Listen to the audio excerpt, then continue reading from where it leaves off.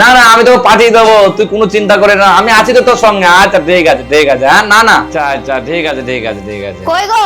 কি হলো? বলছি আজকে তো গুরুবার, এই নাও সিঁদুর, আমাকে পরিয়ে দাও না। দেখ, পরদিন তোর এই নাটক আমার ভালো লাগে না, সর এখান থেকে।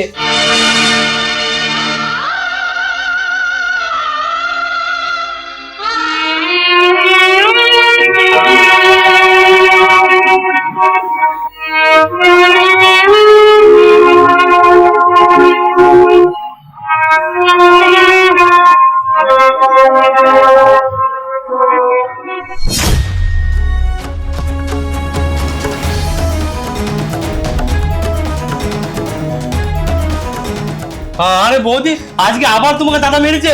হ্যাঁ।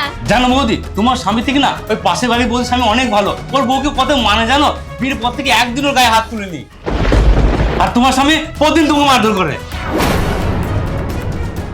আমি একটা কথা বলছি শোনো বৌদি, দাদা তোমার সঙ্গে যে ব্যবহারটা করছি না, সেম ব্যবহার দাদার সঙ্গে তুমিও করো। তাহলে কিছুদিন পর যখন দাদা তোমার থেকে মন ভরে যাবে না, দাদা তোমাকে ছেড়ে দেবে।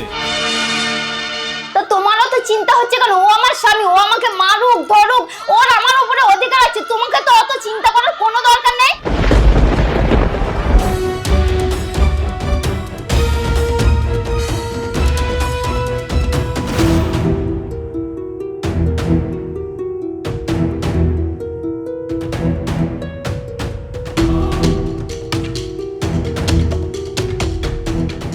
হে ভগবান, এ আমি কি করেছি?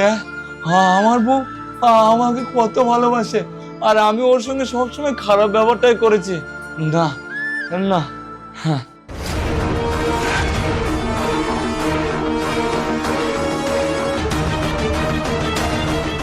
পূজা, আমার ভুল হয়ে গিয়েছে, আমাকে তুমি ক্ষমা করে দাও। হ্যাঁ, আমি তোমাকে কথা দিচ্ছি, আজকের পর আর তোমার সঙ্গে কোনোদিন খারাপ ব্যবহার করবো না।